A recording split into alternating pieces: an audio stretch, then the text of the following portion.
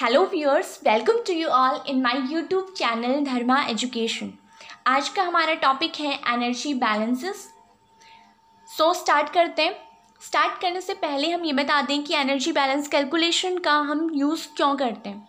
Energy balance calculation करके हमें heat exchanger में के डिज़ाइनिंग में एक हेल्प मिल जाती है। हमें पता चल जाता है कि ये जो हीट एक्सचेंजर है इसके अंदर जो हॉट और कोल्ड फ्लूइड हमारा फ्लो होने वाला है उसका पैरामीटर्स क्या होगा, मतलब हॉट और कोल्ड फ्लूइड का इनलेट और उसका फ्लो रेट हमें पता चल जाता है। ठीक है, नाउ एनर्जी बैलेंस के डेरिवेशन पे जाने से पहले हम आपको कुछ पॉइंट्स बता देते हैं जो कि इंपॉर्टेंट है इस डेरिवेशन के लिए। सो फर्स्ट है specific heat capacity. Specific heat capacity क्या होता है?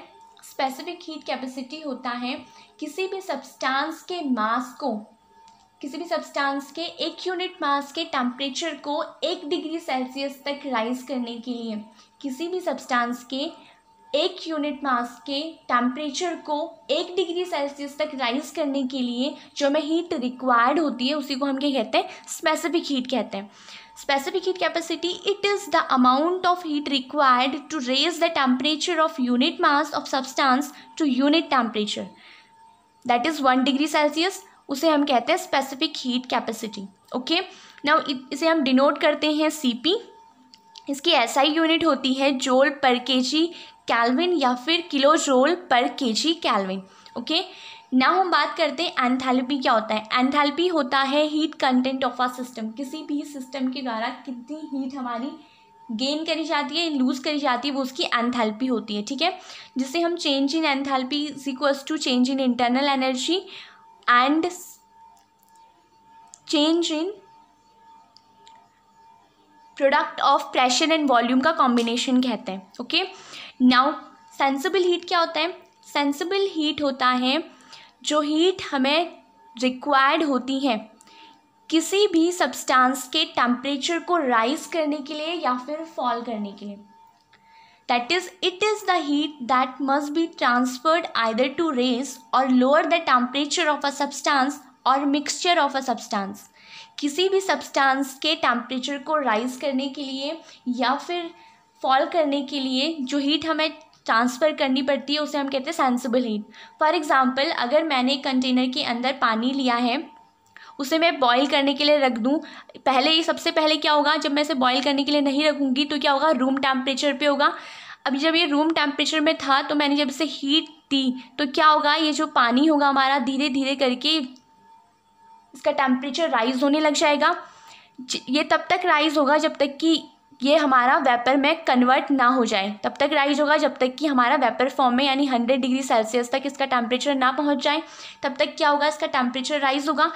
जब तक इसका टेम्परेचर राइज हो रहा है उसी को हम कहते हैं सेंसिबल हीट। और जब ये एक कांस्टेंट टेम्परेचर पे पहुंच जाता है, 100 डिग्री सेल्सियस पे जैसे ही पहुंचेगा इसका फेस चेंज होना स्टार्ट हो जाएगा। और इसका फेस चेंज इस वाटर का क्या होगा, 100 डिग्री सेल्सियस पे ही होगा। तो उस फिक्स्ड टेम्परेचर पे जहाँ पे कि फेस चेंज स्टार्ट होता है उसे हम लेटेंट हीट कहते हैं। सेंसिबल हीट होती है जहाँ पे उसका टेम्परेचर राइज या फॉल कर रहा है, फेस चेंज वहाँ पे नहीं हो रहा है, यानी कि हमारा रूम टेम्परेचर से जब वो 100 डिग्री सेल्सियस तक जा रहा है तब तक उसमें जो टेम्परेचर का चेंज हुआ है वो उसका सेंसिबल हीट हो गया, जितनी हीट उसे रिक्वायर्ड थी तब। उसके बाद जब उसका वेपर फॉर्म में कन्वर्जन हो गया तो उसे हम कहेंगे लेटेंट हीट। ठीक है, at a fixed constant temperature पे इसका क्या हो गया, फेस चेंज हो गया, उसी को हम क्या कहते हैं, लेटेंट हीट कहते हैं। So it is denoted by Q is equals to mCp delta T या m.Cp डेल्टा टी। यहाँ पे m जो है मास है और यहाँ पे m. मास फ्लो रेट है। ओके, नाउ नेक्स्ट है लेटेंट हीट।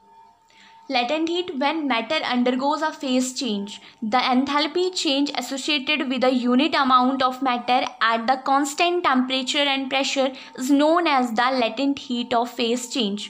लेटेंट हीट को हम कैसे डिनोट करते हैं, लैम्डा से डिनोट करते हैं। और लेटेंट हीट मैंने आपको पहले बता दिया है कि फेस चेंज जहाँ पे होगा कांस्टेंट टेम्परेचर के अंदर उसे हम लेटेंट हीट कहते हैं। ठीक है, नाउ अब हम बात करते हैं एनर्जी बैलेंस की। हमारे पास एक हीट एक्सचेंजर है। हीट एक्सचेंजर में क्या होगा, हमारा फ्लूइड फ्लो हो रहा होगा, एक मान लीजिए हमारा काउंटर करंट फ्लो हो रहा है, ठीक है। काउंटर करंट यानी कि हमारा दोनों जो फ्लूइड है वो अपोजिट डायरेक्शन में फ्लो कर रहे हैं। हॉट फ्लूइड हमारा इधर को फ्लो कर रहा है, तो जो कोल्ड फ्लूइड है वो हमारा इधर को फ्लो कर रहा है। सो क्या होगा कि हमने माना इस हॉट फ्लूइड का जो हमारा मास फ्लो रेट है वो हमने माना m.h, ठीक है। ये हमने माना कि ये मास फ्लो रेट है, mass flow rate of hot fluid, okay. फिर हमने माना m.c जो है हमारा, वो हमारा मास फ्लो रेट है कोल्ड फ्लूइड का, ऑफ कोल्ड फ्लूइड, ओके। फिर हमने माना कि हमारा जो HC1 है ये हमारी HC1 एंड HC2 हमारी एंथैल्पीज़ हैं, एंथैल्पीज़ ऑफ कोल्ड फ्लूइड। ये हमारी कोल्ड फ्लूइड की एंथैल्पी है, जो कि यहाँ पे ये इनलेट हो जाएगा और ये हमारा आउटलेट हो जाएगा, ओके। और small h1 and capital H small h2 ये हमारी एंथैल्पीज़ हो गई, एंथैल्पीज़ हैं ऑफ हॉट फ्लूइड, ठीक है। HH1 एंड HH2 हमारी एंथैल्पीज़ हो गई हॉट और कोल्ड फ्लूइड की। अब हमने कहा QH एंड QC हमारा क्या है, rate of heat transfer, rate of heat transfer in hot fluid and cold fluid. यहाँ पे ये क्या है, QH rate of heat transfer in hot fluid और QC हमारा है rate of heat transfer in cold fluid. Now और क्या है हमारा यहाँ पे टेम्परेचर। अगर हम बात करें हॉट फ्लूइड का टेम्परेचर क्या हो जाएगा, TH1 इनलेट पे और TH2 इसका आउटलेट पे हो जाएगा। Inlet and outlet temperature of hot fluid and TC1 and TC2 ये inlet and outlet temperature of cold fluid है, ठीक है।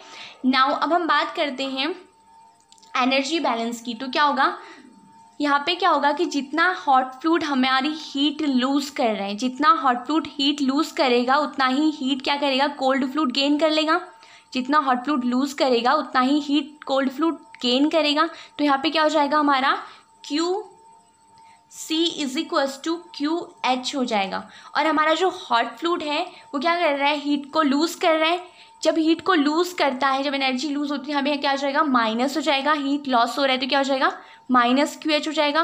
और ये जो कोल्ड फ्लूइड है उसी एनर्जी को ले रहा है तो क्या हो जाएगा, ये प्लस में हो जाएगा QC। नाउ अब हम यहाँ पे बात करते हैं सेंसिबल हीट फ्लो के लिए, ठीक है। For sensible heat transfer, sensible heat transfer के लिए जो कि हमारा takes place between hot and cold fluid and if heat capacities are assumed to be constant, ठीक है। अगर हम बात करें सेंसिबल हीट की, और मैंने यहाँ पे क्या किया है, हमने क्या किया, हीट कैपेसिटी को अज्यूम कर लिया कि कांस्टेंट है। तो QC का जो वैल्यू होगी, यानी कोल्ड फ्लूइड की वैल्यू कितनी हो जाएगी, कितना हीट वो गेन कर रहा है सेंसिबल हीट ट्रांसफ़र करने के लिए, m.Cp delta T, m.Cp delta T sensible heat transfer भी हमने पढ़ा था। m.Cp delta T is equal to, यहाँ पे क्या हो जाएगा, माइनस m.Hcp डेल्टा टी। और हमें पता है m.C क्या है, यहाँ पे कोल्ड फ्लूइड का मास फ्लो रेट है, और डेल्टा टी क्या हो जाएगा यहाँ पे m.Cp delta T. Delta T क्या हो जाएगा हमारा Tc2 माइनस Tc1, ठीक है, is equal to minus m.Hcp TH2 minus TH1। और हमें पता है कि जब हॉट फ्लूइड क्या हो रहा होगा, हमारा फ्लो हो रहा होगा, तो क्या होगा, हॉट फ्लूइड जब फ्लो हो रहा होगा, यहाँ पे जब हमारा हॉट फ्लूइड फ्लो हो रहा है तो इसका जो टेम्परेचर होगा वो क्या हो जाएगा, हमारा डिक्रीज हो जाएगा। और कोल्ड फ्लूइड का टेम्परेचर आउटलेट में क्या हो जाएगा, हमारा इंक्रीज हो जाएगा। यानी यहाँ पे जो टेम्परेचर होगा H2 जो टेम्परेचर होगा कम होगा H1 की बजाय, तो यहाँ पे क्या हो जाएगा हमारा, इन दोनों को माइनस करेंगे तो माइनस आएगा, और माइनस माइनस से क्या हो जाएगा हमारा प्लस हो जाएगा। तो क्या बन जाएगा m.c Cp Tc2 minus Tc1 is equals to m.h Cp TH2 minus TH1। ठीक है, ये हमारी क्या है, सेंसिबल हीट ट्रांसफर के लिए एनर्जी बैलेंस की इक्वेशन हो गई, जो कि इक्वल होता है हमारा Q के। ओके, नाउ अगर हम बात करें लेटेंट हीट ट्रांसफर की, फॉर लेटेंट हीट ट्रांसफर जब हमारा क्या होता है, फेस चेंज होता है, लेटेंट हीट में क्या होता है, फेस का चेंज होता है। मान लेते हैं कि यहाँ पे क्या हो रहा है, स्टीम हमारे, मान लीजिए कि हमारा जो हॉट फ्लूइड था वो स्टीम फॉर्म में था, तो स्टीम क्या होगी हमारी, जब उसका एनर्जी लूज होगा तो क्या हो जाएगा, कंडेंस्ड हो जाएगा, कंडेंसेशन ऑफ वेपर। ठीक है, कंडेंसेशन ऑफ वेपर, हमें from the condensing vapour to coolant, यानी जो हमारा वेपर है वो क्या हो रहा है, हमारा किस में कन्वर्ट हो रहा है, लिक्विड में कन्वर्ट हो रहा है। अब क्या होगा, लेटेंट हीट ट्रांसफर के लिए हमारा जो Q की वैल्यू होगी, रेट ऑफ हीट ट्रांसफर क्या हो जाएगा, Q इज इक्वल्स टू जाएगा m.h लैम्डा। हमें पता है कि हम कैसे डिनोट करते हैं, लैम्डा से डिनोट करते हैं, तो यहाँ पे m.Cp डेल्टा टी, इस Cp डेल्टा टी की जगह पे क्या हो जाएगा, लैम्डा हो जाएगा, is equal to m.c Cp Tc2 minus Tc1।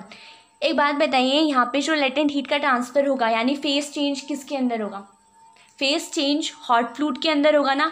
Outlet में हमें दोनों से ही लिक्विड मिल जाएगा, यानी हॉट फ्लूइड जो हमारा स्टीम फॉर्म में फ्लो कर रहा था, जब वो वेपर हमारी अपने हीट को क्या करेगी, डिक्रीज़ कर लेगी, टेम्परेचर को डिक्रीज़ करेगी और कन्वर्ट हो जाएगी किसमें, लिक्विड फॉर्म में, तो उसका जो टेम्परेचर होगा वो डिक्रीज़ हो जाएगा। तो लेटेंट हीट का हम कहाँ पे देंगे, सिर्फ और सिर्फ हॉट फ्लूइड में देंगे, कोल्ड फ्लूइड में तो नहीं देंगे। यहाँ पे तो हमारा टेम्परेचर क्या हो जाएगा, इसका इंक्रीज़ हो जाएगा, तो इसका जो टेम्परेचर है आउटलेट में हमें सेम मिलेगा, लेकिन यहाँ पे लेटेंट हीट की अगर हम बात करें तो ये क्या हो जाएगा, इसका फेस का चेंज हो जाएगा।